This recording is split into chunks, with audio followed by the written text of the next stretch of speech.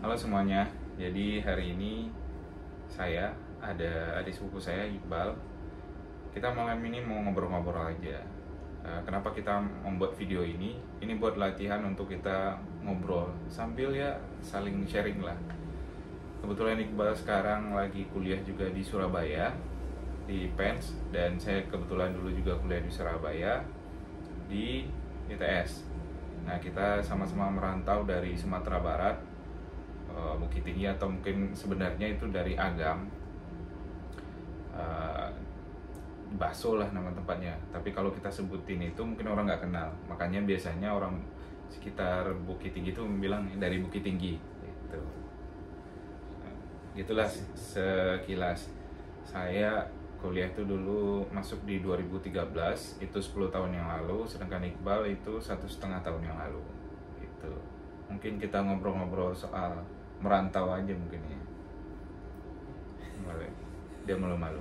Ya inilah media kita untuk belajar, untuk ngobrol.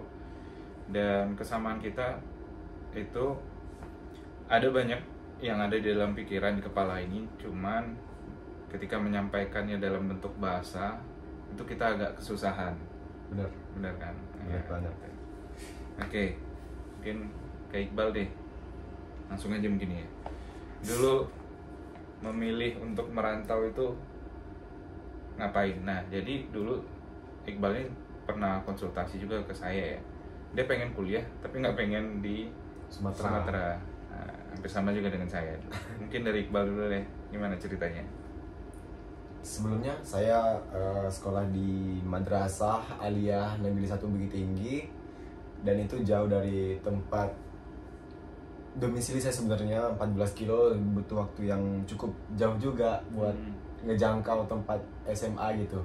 Mau ke sekolah itu harus kayak lebih dari setengah jam atau bahkan parah-parah 1 jam lah. Terus dari SD, SMP, SMA terus kayak gak ada yang dekat-dekat rumah, kayak harus jauh. Terus kalau memutuskan akhirnya untuk merantau ke Jawa, gak tahu ya, kayak dulu nengok di TV tuh kayak Jakarta tuh keren banget. Terus kayak kalau Pulau Jawa tuh rata-rata orang main film, main apa, acara-acara TV atau apa gitu di Pulau Jawa, dan kayak pengen gitu, rasanya pengen tahu aja. Awalnya sih gak pengen, kayak gak kuliahnya juga ya, kayak lebih ke ekspor negerinya gitu, kayak jalan-jalan atau apa gitu. Dan akhirnya kayak benar-benar memutuskan untuk harus ke Pulau Jawa, jangan sampai di Sumatera. Jangankan Sumatera Barat aja kayak gak mau masukin list di kuliah di Sumatera Barat gitu. Jangankan Sumatera Barat, Sumatera saja tidak ada. Ya gitulah, akhirnya terdampar di Surabaya. Iya, kira-kira hampir sama sih. Dulu itu pengennya kuliah ya di luar gitu. Jadi dulu untuk pilihan 1-2, karena pilihan saya juga cukup tinggi juga dulu ya. Saya tahu itu nggak bakalan kecapek, tapi ambil aja karena saya dulu ujian tulis. Terus akhirnya pilihan kedua saya masih kosongin dulu waktu itu 3. Jadi satu yang impian saya di Pulau Jawa juga, terus kedua ya udah deh di Padang, penting kuliah. Terus yang kedua ini bingung nih, akhirnya tetap pengen Pulau Jawa. Akhirnya nyari saran, ambillah ITS, dapatnya perkapalan ITS. Ya mungkin sama kayak yang dibilang Iqbal, kita mungkin dulu ngelihat Jawa itu lewat media sosial. Dulu nggak terlalu segencar sekarang ya, tapi lebih banyak kan di TV. Dulu mungkin zaman 2013 itu mungkin masih Facebook sih. Benar. Gitu sih. Ya itulah alasan memilih di Pulau Jawa. Nah, pertama ngerantau gimana rasanya? Wah, pertama ngerantau kayak gak nyangka aja sih.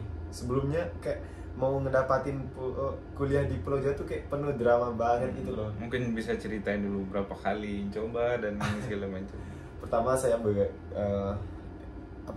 seleksi SNMPTN lah. Saya tidak masuk kota tersebut, terus akhirnya mempersiapkan diri buat UTBK, LTMPT itu pokoknya. Terus tes di UNAN, milihnya ITS, sipil sama material ITS. Terus mungkin karena kurang persiapan atau apa, kurang modal juga lah buat ngehadapin UTBK tersebut. Ya gagal pertama. Habis gagal kan teman-teman banyak yang udah keterima di PTN favoritnya, ada ITB lah, ada Unpad lah, Undip dan lain sebagainya, pokoknya ada juga UGM. Terus tapi kalau di kelas saya sebelumnya sih di SMA lebih ke ya udahlah yang penting kuliah, ya mau di Unan mau di apa. Ya Unan termasuk yang bagus juga sih, tapi kayak Unan itu ya udah sekalian merantau lah ya. Iya, kayak nanggung-nanggung gitu, kayak kalau di Sumatera Padang, terus di Padang juga masih banyak kerabat yang dekat, nanti mungkin masih bisa kesini lah, kayak lebih ke itunya sih, pengen mandiri. Terus nggak keterima di UTBK tadi, nyoba mandiri pokoknya mandiri apapun yang gratis dan masih buka di Pulau Jawa, dicoba semuanya. Kalau nggak salah sampai 8 kali gitu. 8 kali percobaan nggak ada yang benar. Terus yang pernah ITB, SMITB, Undip apa itu namanya pokoknya. Terus udah sampai 8 kali tetap aja ditolak. Terus Brawijaya juga pernah, Malang ya? Malang pernah tapi ya nggak sampai, ya nggak lulus juga, mungkin karena ya kapasitas masih kurang ya, belum jalannya juga. Terus akhirnya putus asa, orang udah pada nggak sampai sebulan lagi orang udah mau kuliah, orang udah pada dapat kursi semua. Ya terus nge-search di Google mandiri di Jawa Timur, di Jawa yang masih buka, terus ada Politeknik Elektronika di Surabaya. Terus saya cek apakah bisa ini, beasiswanya ada gitu kan. Terus soalnya orang tua juga gak mungkin ngebiayain sejauh ini, kayak sampai ke Jawa kemana-mana. Terus nyobanya dari beasiswa, oh bisa, langsung apply. Terus ujian mandiri waktu itu di rumah. Dan Masih online gitu ya? Masih online, masih rada-rada pandemi gitulah, udah mau penghabisan pandemi gitu. Akhirnya daftar di PENS, ya kayak udah pasrah gitu, ya udah kalau udah terima ya alhamdulillah, kalau nggak diterima ya mungkin belum rezekinya kuliah. Dan akhirnya ya alhamdulillah keterima. Iya.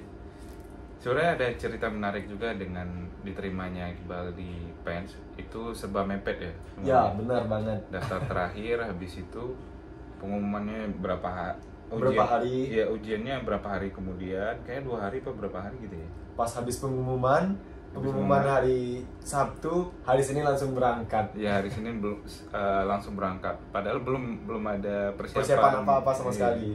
Pokoknya mepet lah akhirnya. Nah waktu itu saya baru masih kerja sih.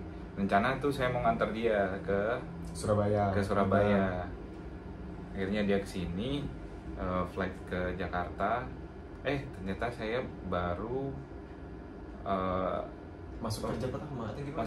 Masuk kerja pertama ya, sih. Benar. Jadi saya waktu itu udah proses resign dari tempat lama dan keterima di tempat baru. Harapan saya itu beberapa minggu kemudian masuk, setidaknya seminggu lah, pengen sempat nganter dia dulu ke Surabaya karena saya juga sudah lama nggak ke Surabaya. Ternyata saya waktu itu disuruh masuk cepat kerja hari pertama. Iya, akhirnya saya kirimin dia tuh kesini kan sendiri ya, penerbangan pertama kali naik pesawat sendiri, dengan harapan nanti saya ngantar ke Surabaya. Akhirnya naik kereta sendirian. Sempet sedih juga waktu itu kan. Sedih banget sih ya, pas waktu dianterin ke kereta kan, terus udah check in, masuk ke kereta, terus pas di keretanya masnya tinggal di luar, terus saya sendirian di kereta. Pertama kali naik kereta, gak tahu ya, pokoknya sendiri banget, kayak udah langsung pecah dah itu, langsung telepon kan, ya udah gak apa-apa. Terus pas lagi di telepon itu kayak suaranya gak mau kedenger nangis gitu loh. Terus ditanya, kok nangis ya? Ditanyain nangis. Ya gimana gitu, pertama naik kereta di pulau orang, jauh, bakalan di sini cuma berdua, terus harus beda provinsi juga gitu loh. Kayak perasaannya ya nggak tahu dah, pokoknya nggak bisa diungkapin. Iya, serba mepet waktu itu. Kalau nggak salah juga penerbangannya dipercepat juga. Iya, seharusnya jam 9 pagi jadi jam 7 jam berapa gitu.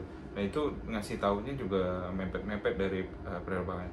Nah singkat cerita, Jadi saya bantu, alhamdulillah teman-teman di Surabaya masih banyak ya. Saya kontak teman-teman di Surabaya untuk nyari kosan, terus jemput ke bandara, ke stasiun. Ya akhirnya sampailah di Surabaya gitu. Bahkan ya alhamdulillah teman-teman saya thank you banget, udah minjamin laptop juga, sempat ada yang minjamin motor juga. Iya, benar. Dipakai buat dia. Itu Banyak sih ini orangnya, relasinya di Surabaya yang sangat membantu banget. Sampai sekarang laptopnya masih saya pakai dan sangat terbantu banget Terima buat kasih, Mas kuliah, Dian. Mas Dian.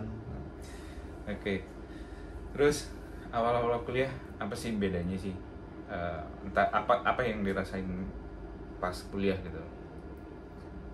Awal kuliah kayak gak nyangka aja sih kayak bisa sejauh ini. Dulu cuma yang kayak masih sama orang tua sendiri, ke hari pertama itu kayak disiapin apa ya.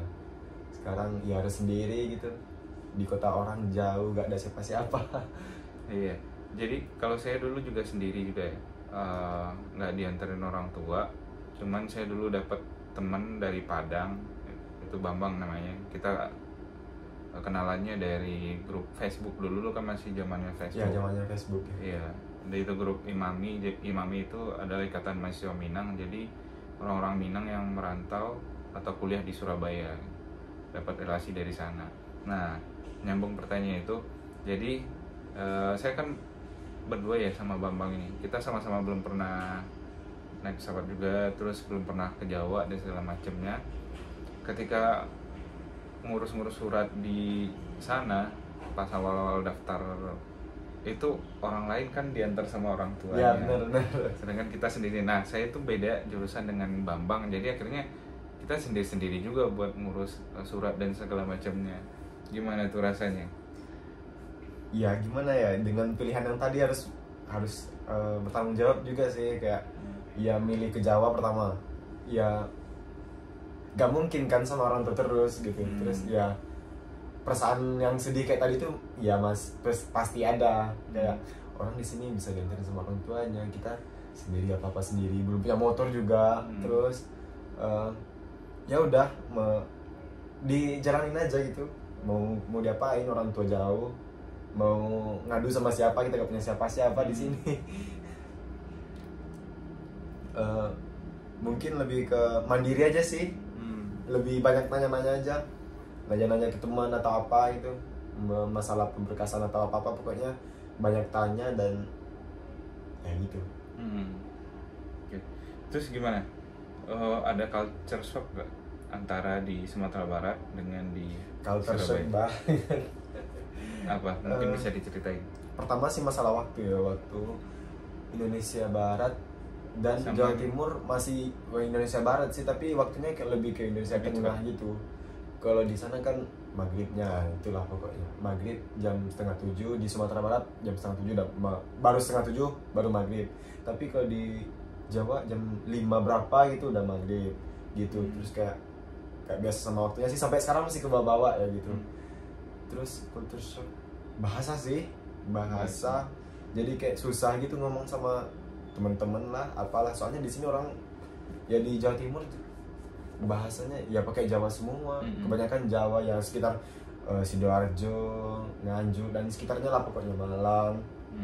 Ya rata-rata Jawa, yang kayak yang dari luar Jawa itu kayak dikit lah, minoritas gitulah. Ya rata-rata dimanapun kampusnya biasanya rata-rata ya orang Ya sekitar sana bener yang sih. banyak. Ya. Tapi kalau pertemanan atau segi guyonnya mungkin beda lah ya. Oh jauh beda sih kayaknya, mungkin karena ya tadi sih bahasa ya. Jadi kayak gaya jokesnya apanya ya jauh beda. Jadi Selain kadang bahasa. susah gitu untuk masuk ke dalam suasana pertemanan dan ngobrol-ngobrolnya.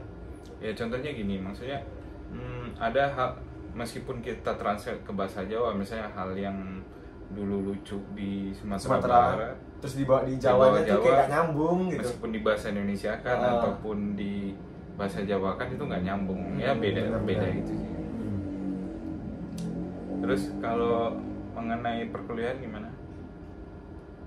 Awal-awal ya kayak masih ini sih, kayak pertama ngerantau jauh dari pulau, terus kayak pengennya tuh cepet-cepet aja selesai kuliahnya, kayak gak terlalu fokus dan mungkin lebih ke apa, homesick lah ya, homesick Homesick, ya, benar-benar. Terus kayak pokoknya awal-awal kuliah itu nggak kayak terlalu eksplor lah, kuliah ya ikut kuliah dengar, terus pokoknya pengen cepet-cepet ke kos aja, pengen tidur terus biar besok gitu-gitu terus. Jadi biar waktunya cepat berlalu, semester berakhir dan kita langsung pulang gitu.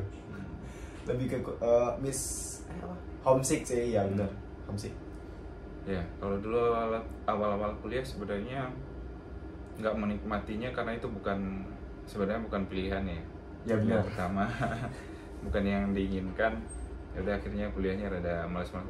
Semester awal itu masih semangat lah, apalagi ada kalkulus karena saya suka matematik dulu. Ada fisika dasar juga, kalkulus, terus masuk semester 2 itu udah mulai turun-turun lagi. Ya, keenakan turunnya.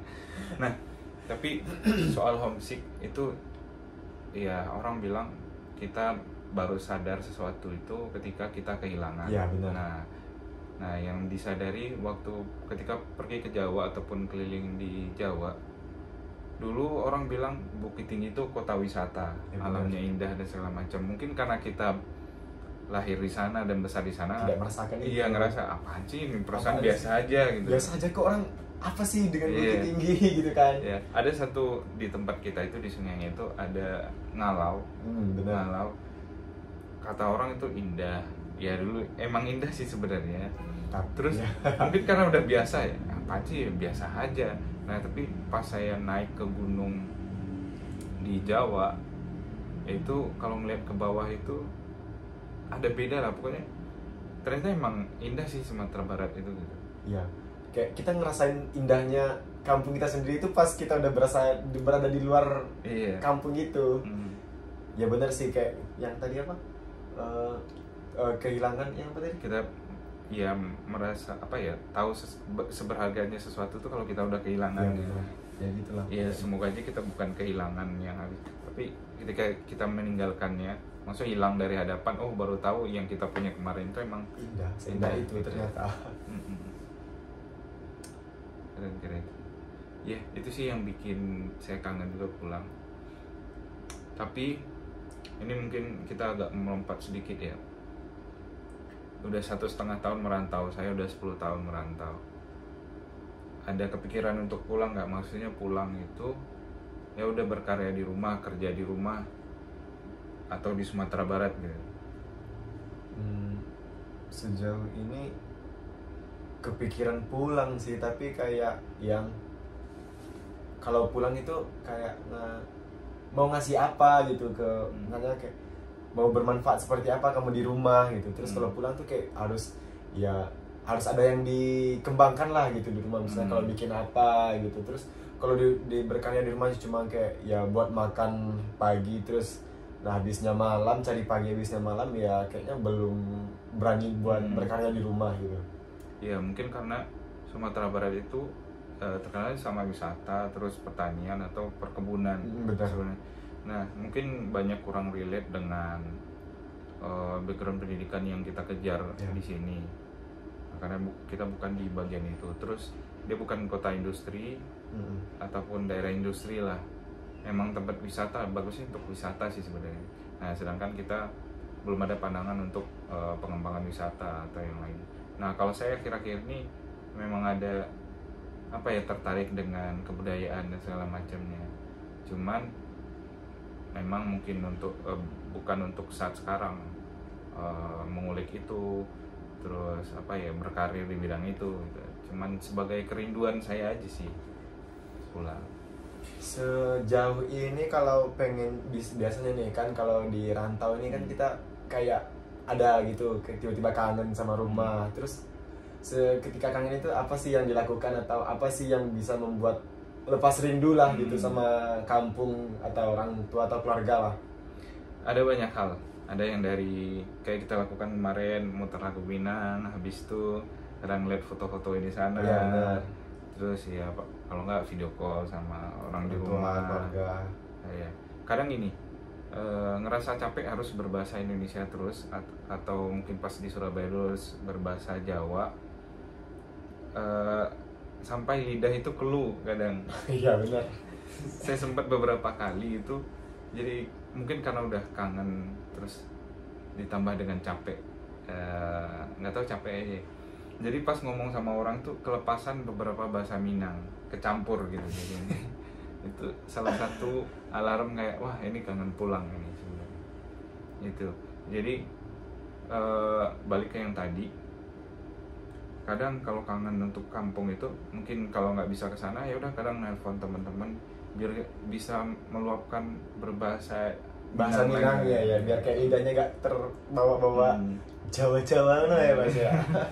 Ya kalau kuliah dulu mungkin masih ada lah teman-teman yang imami, tapi ketika kerja kayak di sini itu ada sih beberapa teman, misalnya teman SMA dulu di sini ada beberapa lah. Kadang ketemu sama mereka, main ke kosan mereka, akhirnya bisa melepaskan bahasa Minangnya lagi gitu. Terus kayak kalau apa sih yang pengen satu hal yang kayak pengen balik ke Minang lagi itu apa? Liburannya. Nah kalau sekarang kayak yang dibilang tadi, setelah 10 tahun saya merantau ini, kemarin beberapa waktu yang lalu padahal saya baru pulang bulan Mei ya, tapi beberapa 4 bulan yang lalu, start dari 4 bulan yang lalu saya kan suka baca buku. Terus kemarin saya baca buku Buya Hamka, terus di sana kental dengan adat dan budaya Minangkabau. Terus akhirnya sadar, oh iya ternyata emang budaya Minangkabau itu cukup kuat ya. Terus ada beberapa ketika saya kenalan, misalnya ketika saya di tempat kantor baru atau orang baru bilang, oh dari mana, oh iya, oh, pasti gini ya. Nah, dari hal-hal itu jadi kayak pas baca buku itu ada yang mengiyakan, oh kenapa orang berpikir kayak gitu. Misalnya contohnya Minang itu identik dengan agama yang cukup kuat gitu. Ternyata pas saya baca buku Buya Hamka itu emang diceritakan. Terus soal sastranya banyak orang, ada teman-teman saya dulu di Surabaya, ketika saya tahu dari Minangkabau itu, mereka bilang mereka suka dengan karya Buya Hamka itu, terus dengan sastranya gitu dari Minangkabau. Nah pas sekarang baru sadar, kayak kemarin kita ngobrol soal lagu, ternyata lagu di Minangkabau itu bukan cuman kalimat aja, mereka memakai istilah-istilah kiasan lah. Iya, kiasan Ya, bahasanya itu masih cukup kental lah. Jadi nggak kayak langsung dilontarkan gitu, terus harus dikasih perumpamaan. Ya, perumpamaan benar.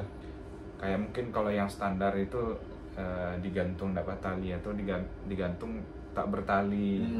Nah kayak yang umum itu kayak peribahasa mungkin di mana langit dipijak di situ bumi dijunjung, atau di mana langit dipijak di situ bumi dipijak. Iya, sorry nah. Ini contohnya karena udah kelamaan di Jawa nih. Langit dipijak, kayak mana coba? Di mana bumi dipijak di situ langit dijunjung. Sebenarnya kan ada itu satu nggak sih sama lain lubuk lain ikannya, lain padang lain balalang. Di setiap tempat-tempat itu memiliki aturan tersendiri lah. Iya, misalnya di Sumatera beda juga, Sumatera Barat ini, terus di Jawa juga beda, terus lubuk lain ikan, lain ikannya gitu. Jadi itu di awalnya itu kalau nggak salah itu duluan atau langit dipijak di mana? Nggak tahu sih sebenarnya. Kalau nggak salah gini, lain lubuk lain ikannya, lain padang lain balalang, di mana bumi dipijak di situ langit dijunjung. Nah itu, nah itu maknanya sih kayak lain lubuk itu lubuk ya, lain pula ikannya. Jadi kan di setiap tempat itu kan biasanya ya beda-beda lah varietas hewan yang ada di sana, sesuai iklim dan tempat yang ada juga. Iya. Pokoknya intinya kan di mana tempat itu pasti beda lah orang-orangnya, aturannya, apanya, pokoknya iya. Pasti ada bedanya. Terus baru ditutup dengan di mana bumi dipijak di situ langit dijunjung. Jadi bisa pandai-pandai untuk menempatkan diri di mana kita berada gitu. Ya begitulah mungkin sedikit cerita dari kita. Ini latihan kita untuk ngobrol, mengeluarkan isi pikiran, terus sharing-sharing. Iya, sharing-sharing apa yang kita rasakan. Mungkin ada juga yang sama merasakan hal ini. Mungkin segitu aja ya. Ada lagi? Cukup sekian dulu sih untuk sekarang ini. Oke, sekian dulu. Bye. See you next video.